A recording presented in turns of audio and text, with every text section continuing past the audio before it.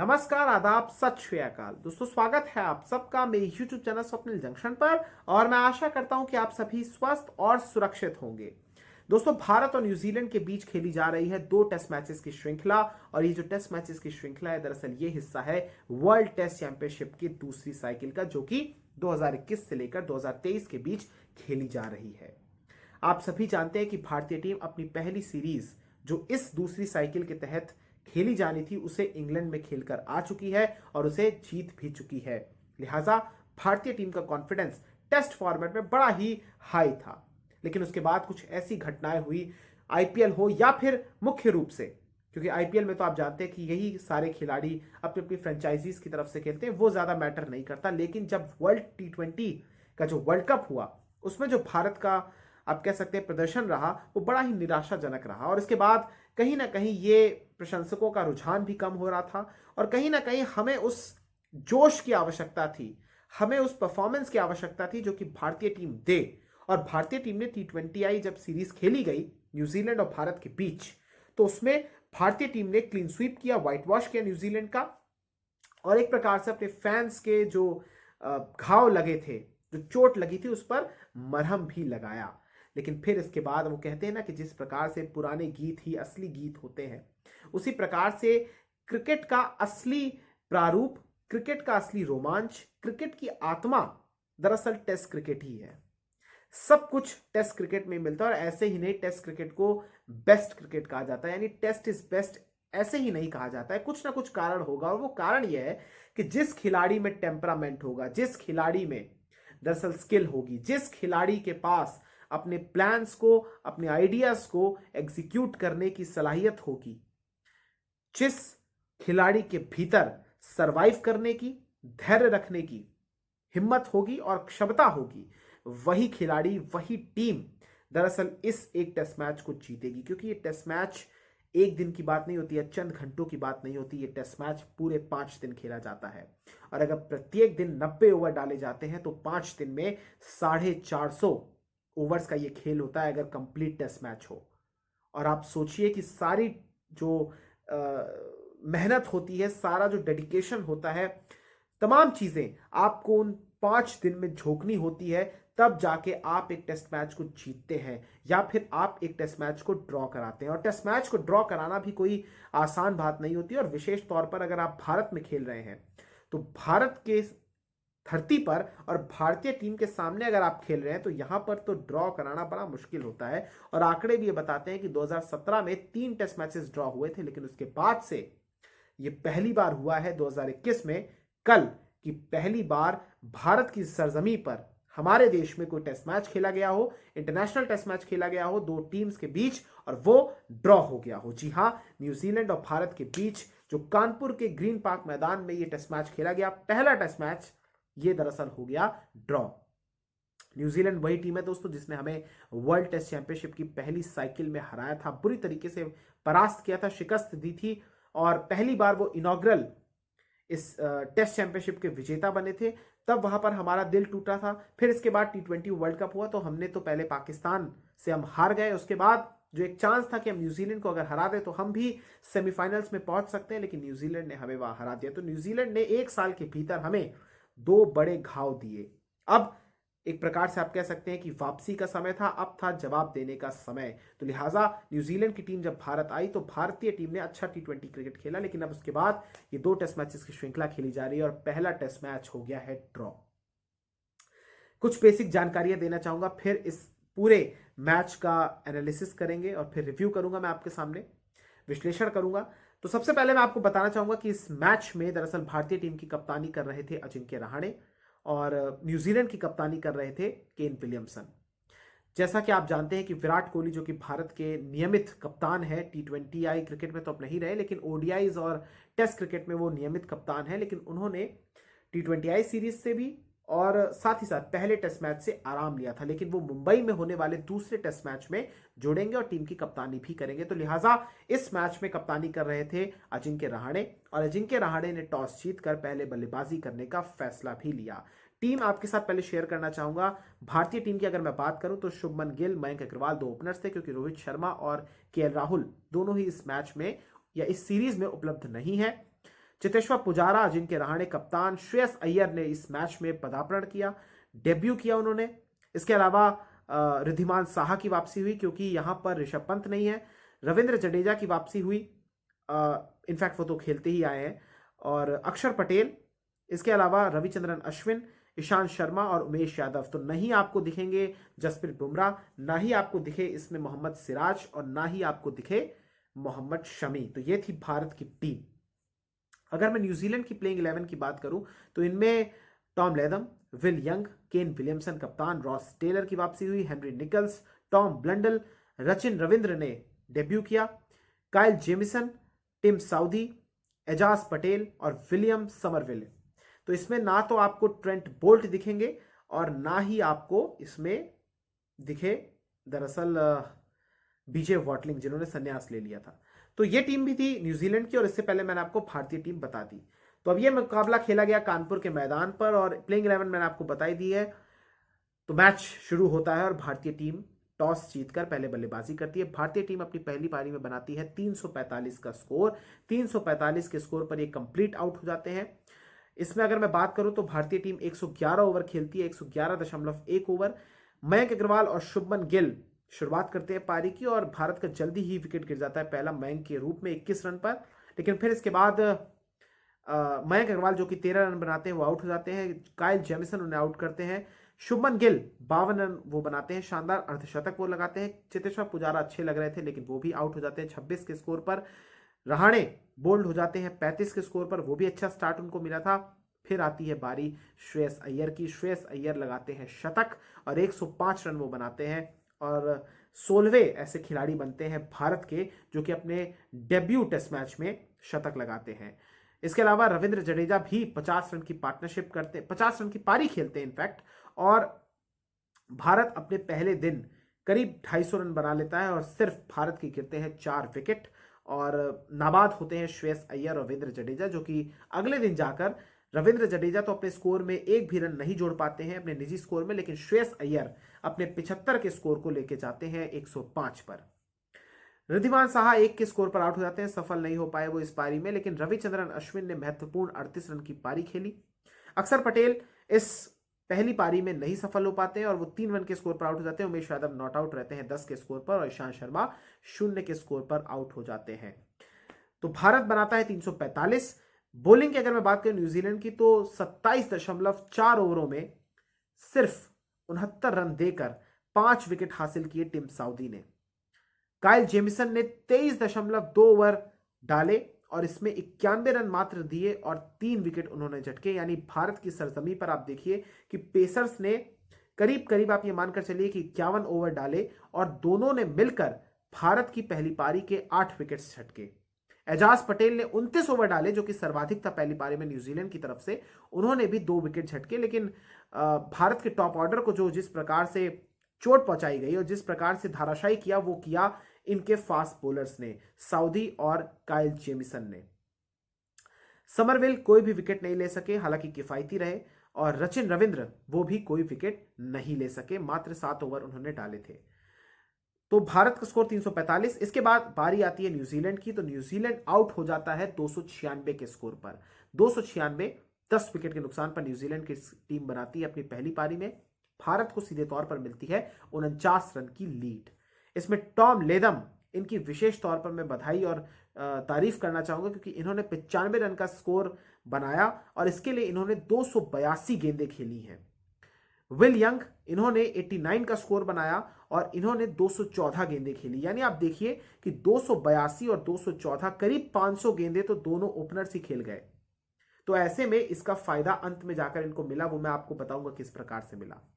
तो ओपनर्स को आउट करने में हमारे पसीने छूट गए और न्यूजीलैंड का आपको मैं बताना चाहूंगा कि पहला विकेट ही 151 के स्कोर पर गिरा था, लेकिन फिर इसके बाद ये टीम ताश के पत्तों की तरह ढह गई और अगले 150 रन भी ये नहीं बना पाई।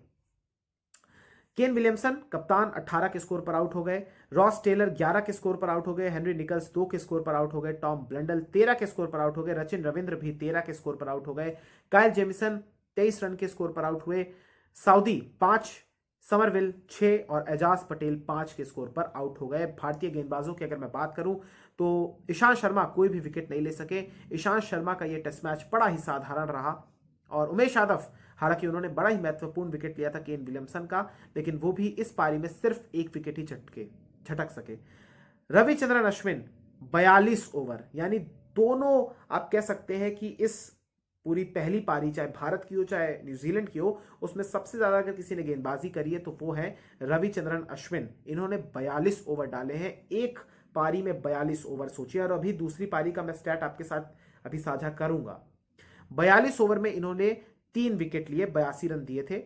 रविंद्र जडेजा 33 ओवर इन्होंने डाले और 1 विकेट इन्होंने लिया, मात्र 57 रन दिए। अक्षर पटेल 34 ओवर 62 रन और 5 विकेट का इनका हॉल, यानी ये इनका जो 5 विकेट का हॉल है, ये भी इन्होंने एक आप कह सकते हैं कि एक रिकॉर्ड बनाया है।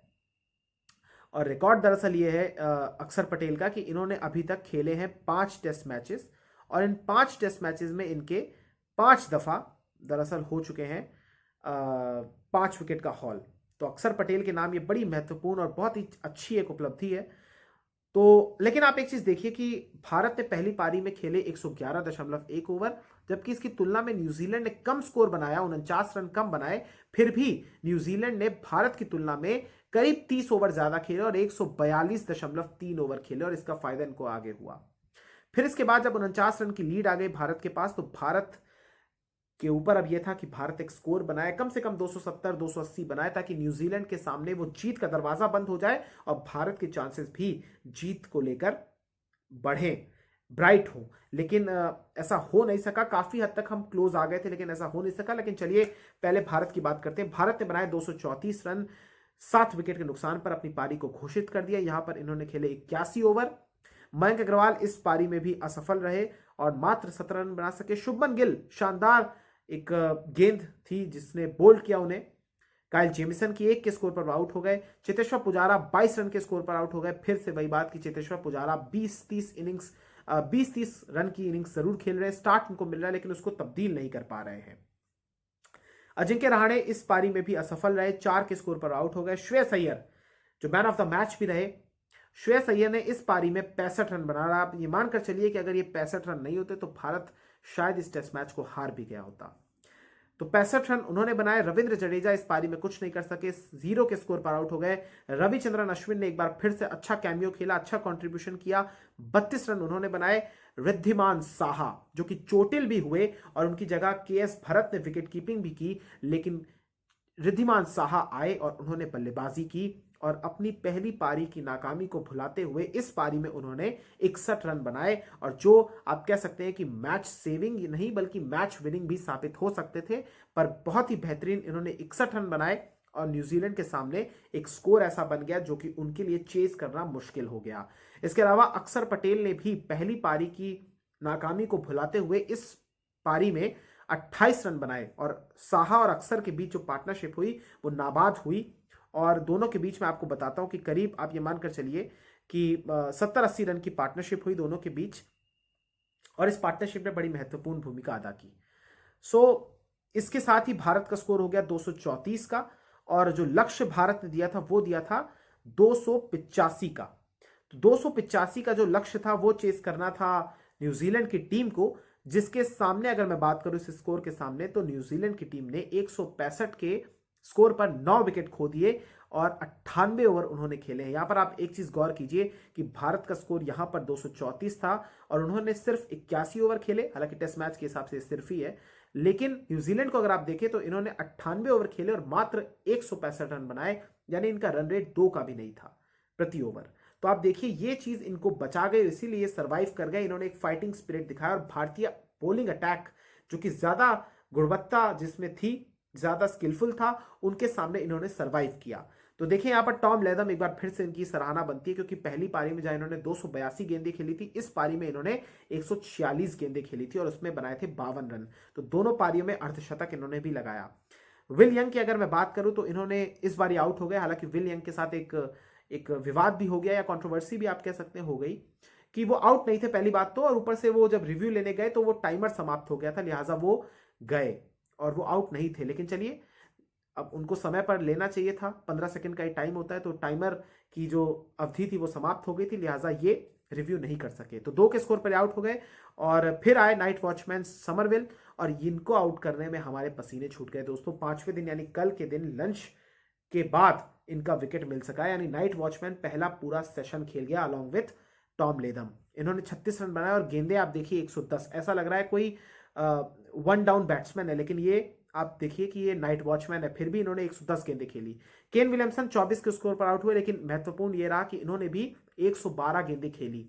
रॉस टेलर हालांकि बहुत स्ट्रगल कर रहे थे और फिर अंततः वो 2 के स्कोर पर आउट हो गए। उन्हें तो अपना खाता खोलने में ही 20-21 गेंदें लग गई थी, तो रॉस टेलर स्ट्रगल कर रहे थे, लिहाजा वो आउट भी हो गए 2 के स्कोर पर। हेनरी निकल्स कुछ खास नहीं कर पाए, 1 के स्कोर पर आउट हो गए। टॉम ब्लेंडल 2 के स्कोर पर आउट हो गए।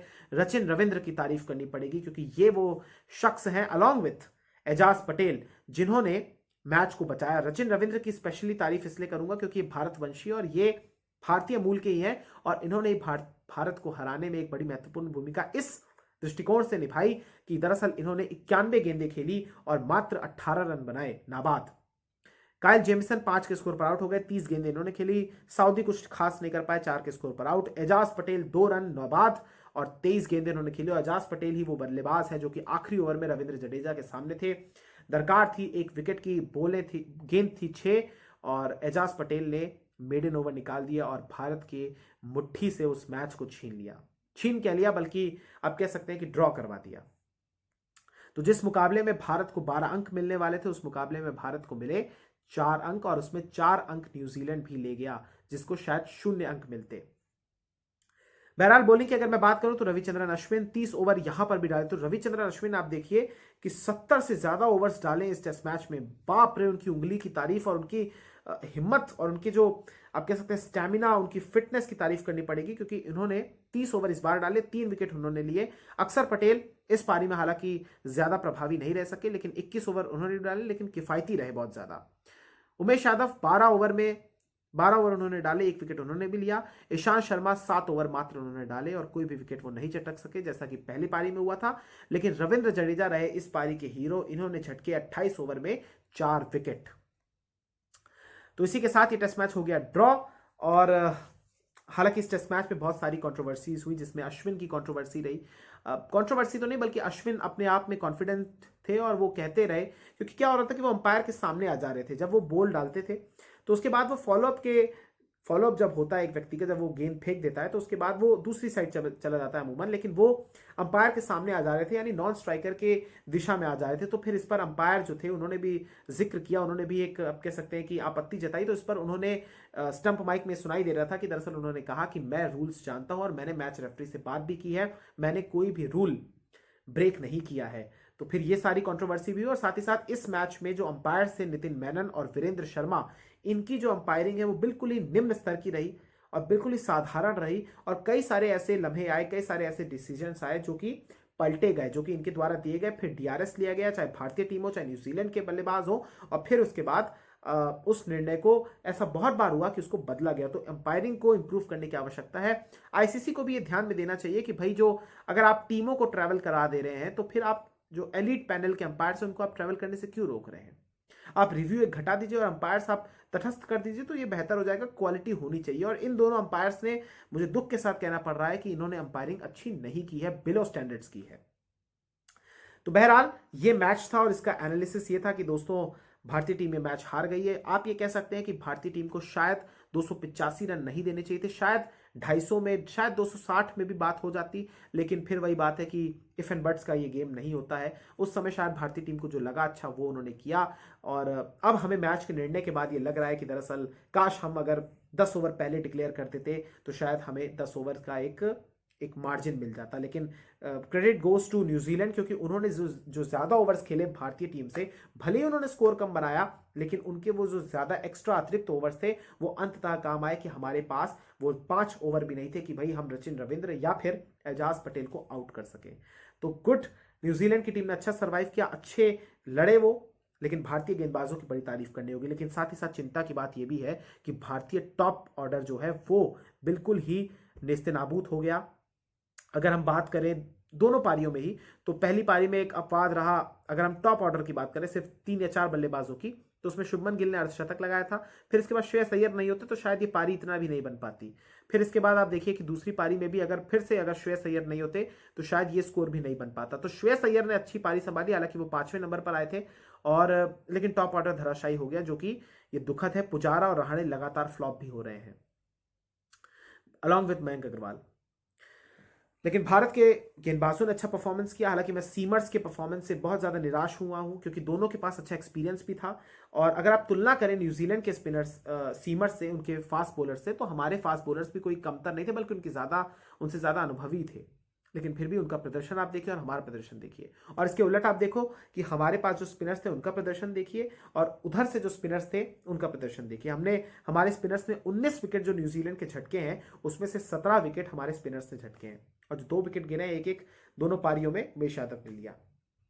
तो अब अगला मैच होगा वानखेड़े में, और वानखेड़े की पिच हालांकि मुझे लगता है और ज्यादा मूवमेंट देगी और भी ज्यादा वहां पर बाउंस होगा कानपुर की तुलना में।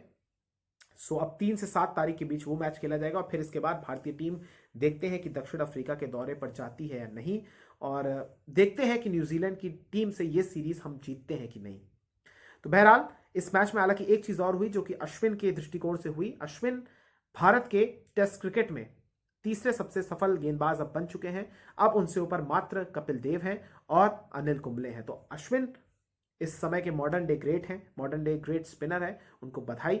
और पंगे लेने में भी वो आगे हैं, लेकिन पूरे रूल्स के साथ। और अश्विन कहते हैं कि भाई जब तक मैं हूं तब तक कुछ ना कुछ होता रहेगा और मैं फन देता रहूंगा। सो अगले मैच में विराट कोहली जुड़ेंगे कप्तान के रूप में, और देखते हैं कि मुंबई में क्या भारत इस सीरीज को जीतता है 1-0 से, या फिर ये सीरीज न्यूजीलैंड जीतता है, या फिर ये श्रृंखला हो जाती है 0-0 से बराबर। So looking forward to Mumbai.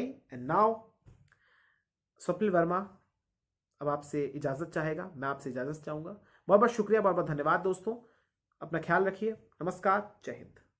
दोस्तों टीम के बारे में मैं डिस्कस करना भूल गया था, इसलिए अब लास्ट में आपको इस वीडियो के साथ जोड़ रहा हूं, इस वीडियो को भी देखिए। अब इस मैच में विराट कोहली नहीं थे, लेकिन अब अगले मैच में विराट कोहली वापस आ जाएंगे। तो फिर अगर एक कप्तान वापस आ रहे हैं तो जाहिर सी बात है कि किसी एक को तो जाना होगा। तो अब उस कतार में कौन है? सबसे पहले जो शीर्ष पर जिनका नाम आता है वो है मेरे हिसाब से मयंक अग्रवाल। हालांकि इसमें आप अजिंक्य रहाणे को भी रख सकते हैं, लेकिन अजिंक्य रहाणे चूंकि वाइस कैप्टन है तो शायद वो वाइस कैप्टन की पद उनकी रक्षा कर सकता है, लेकिन मयंक अग्रवाल की हो सकता है छुट्टी हो जाए। श्रेयस अय्यर ने जो शानदार प्रदर्शन किया है, मुझे नहीं लगता कि श्रेयस अय्यर को बाहर बैठाया जाएगा, क्योंकि अगर श्रेयस अय्यर को बाहर बैठाया जाता है तो फिर आप ये समझिए कि शायद ये सबसे बड़ी नाइंसाफी होगी।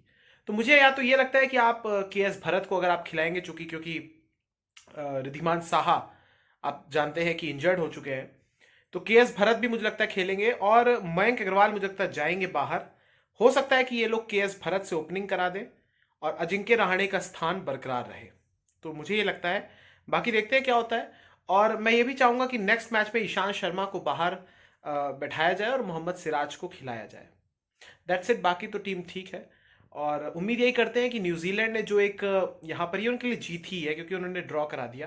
उम्मीद करते हैं कि भारतीय टीम अब सर एक प्रकार से और भी ज़्यादा चढ़कर उनके ऊपर खेलेगी, और भारत निराश रहा है, लेकिन हम यही उम्मीद करेंगे कि ये टेस्ट श्रृंखला हम जीतें, क्योंकि इस बार फॉर्मेट भी डिफरेंट है, इस बार पॉइंट्स मैटर करते हैं। सो हमें अगला टेस्ट मैच तो जीतना ही है। बहुत बहुत शुक्रिया, नमस्कार।